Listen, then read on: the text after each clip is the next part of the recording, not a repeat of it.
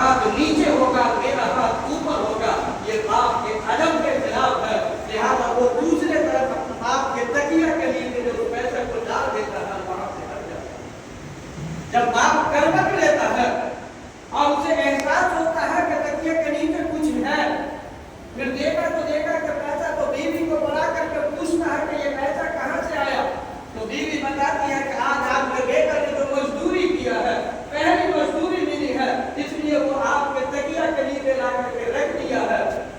جب باپ کو سنتا ہے اور باپ جو ہے اپنے دامن کو اٹھا کر کے اللہ تبارک و تعالیٰ کے سامنے دعا کرتا ہے کہ رب میری خواہش تو یہ تھی کہ میرا بیٹا حافظ قرآن ہو، رب میری خواہش تو یہ تھی کہ میرا بیٹا قرآن کی خدمت کرنے والا ہو، لیکن میں مجبور ہو گیا۔ رب اس سے فریاد کرتے ہیں کہ تو اسے حافظ قرآن بنا دے، تو اسے قرآن کی خدمت کرنے والا بنا دے۔ چند دنوں کے بعد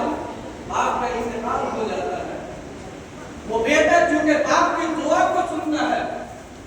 اب اس کے دل کے اندر طلب پیدا ہوتی ہے، جگل پیدا ہوتا ہے،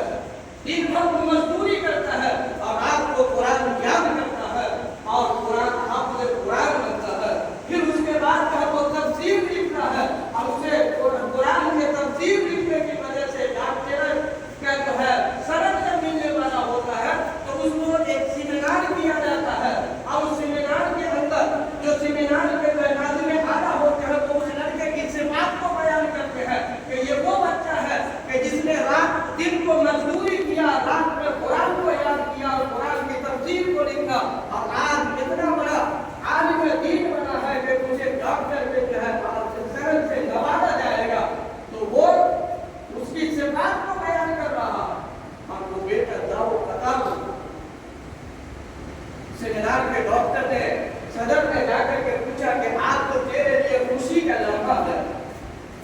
کہ آج تجھے ڈاکٹر کا سند دیا جائے گا، اتنا بڑا سند سے تجھے نوازا جائے گا، تو آج تو تجھے خوش ہونا چاہیے نہ کہ تجھے رونا چاہیے۔ تو وہ بیٹا جو جواب دیتا ہے، یقیناً وہ غور کرنے کی بات ہے کہ وہ بیٹا یہ جواب دیتا ہے کہ یقیناً یہ میرے والد کے دعاؤں کا ثمرہ ہے کہ میرے والد نے بستر مرگ پہ اللہ تبارک و تعالیٰ سے یہ دعا کیا تھا کہ رب میری یہ خواہش تھی کہ میرا بیٹا حافظ قرآن بنے، رب میری یہ خواہش تھی کہ میرا بیٹا جو ہے قرآن کی خدمت کرنے والا ہو۔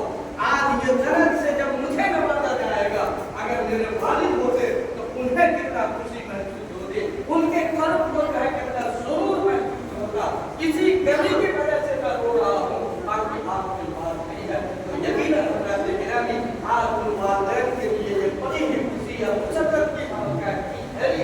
کہ والدین نے جو محنت کیا اور اللہ نے ان کی دعاؤں کو سنا، ان کی محنت کو سنا اور ان کے بیٹا کو حافظ قرآن بنایا، قرآن کی خدمت کرنے والا بنایا۔ آج کی رات مبارک رات ہے، اس رات میں جو بھی ان کے آج تک یہ شب قدر کی آخری رات ہے، اس لیے بھی جو ہے اور قرآن ختم کی جو ہے قرآن تکمیل کی بھی جو ہے بات ہے، اس اعتبار سے بھی جو ہے بڑی مبارک کی رات ہے۔ اور اللہ کے رسول صلی اللہ علیہ وسلم نے فرمایا کہ شب قدر اصل یہ ہے کہ انسان اپنے گناہوں سے توبہ کرے، اپنے گناہوں کے اوپر نادم ہو اور شرمندہ ہو اور اپنے گناہوں کے پر پشیمان ہو کر کے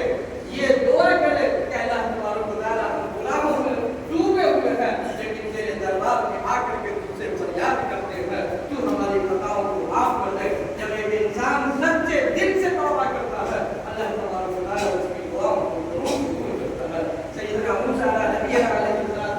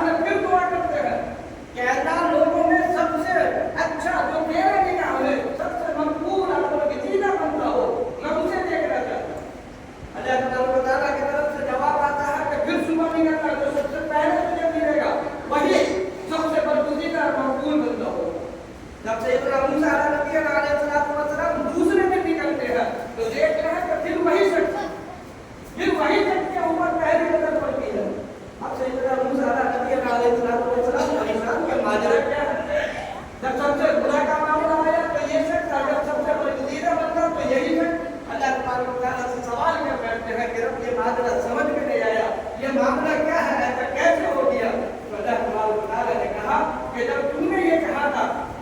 कि मुझे सबसे बदबख्त इंसान दिखला दे और वो तेरे घर के से गुजर रहा था, तो उसके साथ उसका बेटा भी था। उसके बेटे ने रास्ते में उससे सवाल किया कि अब्बा ये बताइए कि ये दुनिया में सबसे बड़ी चीज क्या है। तो उसके बाप ने कहा कि ये पहाड़ जो सामने देख लो ये सबसे बड़ा है। फिर थोड़ा सा आगे चला, फिर पूछा कि इससे बड़ा कौन सी चीज है, तो दिखा दिया कि ये समंदर।